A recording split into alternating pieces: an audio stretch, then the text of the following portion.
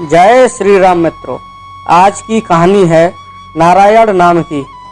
नारद मुनि नारायण नारायण का जाप करते हुए पहुंच गए अपने प्रभु के लोक यानी कि बैकुंठ लोक। वहां शेष सैया पर भगवान विष्णु विश्राम कर रहे थे और विष्णु प्रिया भगवती लक्ष्मी चरण कमल चापन में मग्न थी। नारद मुनि थोड़ा ठहरे, फिर सोचा कि प्रभु के विश्राम में विघ्न डारक न बन जाऊं, इसीलिए चुपचाप चल पड़े। को उद्यत हुए। प्रभु को अपने भक्त का इस तरह से जाना नाग बार गुजरा और उन्होंने नारद मुनि को रोका। प्रणाम निवेदन के बाद नारद मुनि ने अपने आने का उद्देश्य बताया।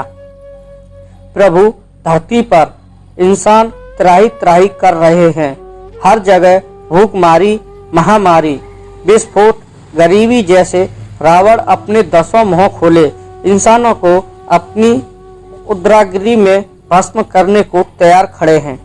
प्रभु, आप तो प्रत्येक युग में इंसानों की रक्षा के लिए धरती पर अवतरित होते हैं, फिर कलयुग आपके स्नेह से वंचित क्यों है? देव ऋषि, हम कलयुग में भी मृत्यु लोक पर अवतरित होंगे, पर अभी सही वक्त नहीं आया है। कलयुग को थोड़ा सा इंतजार और करना होगा, भगवान ने सांत्वना देते हुए कहा। प्रभु, तब तक तो देर हो जाएगी, धरती नष्ट हो जाएगी, आपको अभी ही कुछ करना होगा।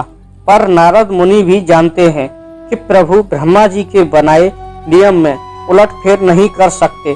वे अपने निश्चित वक्त पर ही अवतरित होंगे, लेकिन समस्या का समाधान भी जरूरी है। आज्ञा लेकर भगवती ने निवेदन किया कि तब तक वो और गणेश जी धरती पर जाकर मनुष्यों को धन और बुद्धि दे आते हैं, जिससे कुछ हद तक तो उनके संकटों का निवारण हो जाएगा। ब्रह्मा जी को भी इस प्रस्ताव पर कोई खास आपत्ति नहीं हुई। बस उन्होंने इतना भर कहा कि सब कुछ ठीक नहीं करना, क्योंकि तब प्रभु का अवतार कैसे होगा? प्रभु का अवतार नहीं होगा तो विधाता के लेख में खामी आ जाएगी। फिर मृत्यु लोकवासी उनके कृति को अमिट नहीं कर सकेंगे। भगवती लक्ष्मी और गणेश जी ने दीपावली के शुभ दिन को ही अवतरित होने का मन बनाया। इसी दिन वो अपने भक्तों की परेशानी को दूर करके अपने अपने धाम लौट जाएंगे। उन्होंने ऐसा विचार कर लिया। दीपावली के दिन में तो उनकी पूजा हुई नहीं, वो आए और लौट गए। लोग एक दूसरे से मिलने में अपने अपने तोहफों को अच्छा बताकर दूसरों के तोहफे घटिया बतलाने में व्यस्त थे और इसी में रस पा रहे थे। दोनों अपना सा मुंह बनाकर लौट गए। नारद जी ने उन्हें बताया कि पूजा तो रात को होती है, इसीलिए आप दोनों रात को ही जावें। रात गए वो दोनों धरती लोक पर उतरने को तैयार हुए, पर ये क्या, बाहर से ही वायुमंडल प्रदूषित हो चुका था। सांस लेने में काफी तकलीफ हो रही थी। आकाश मार्ग धूल धुएं से अटा पड़ा था।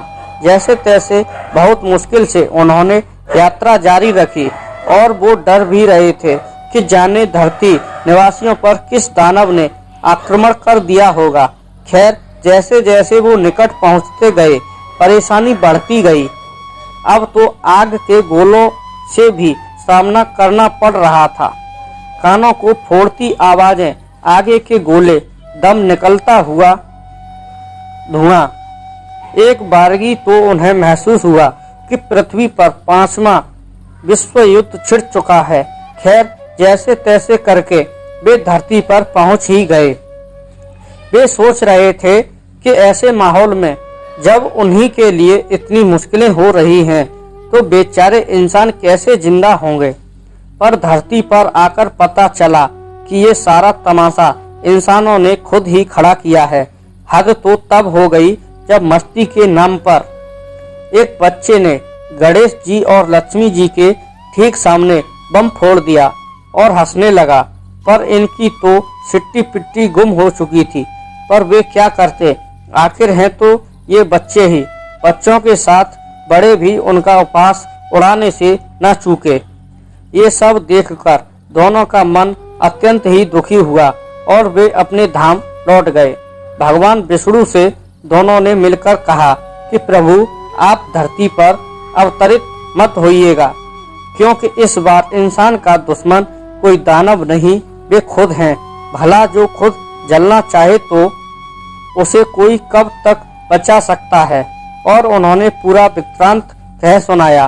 त्रिदेव भी इस वृत्तांत को सुनकर अपनी बनाई इस सृष्टि की करतूतों से शर्मसार हुए और नारद मुनि तो इतने व्यथित हुए कि कुछ देर तक वो नारायण जाप करना भी भूल गए।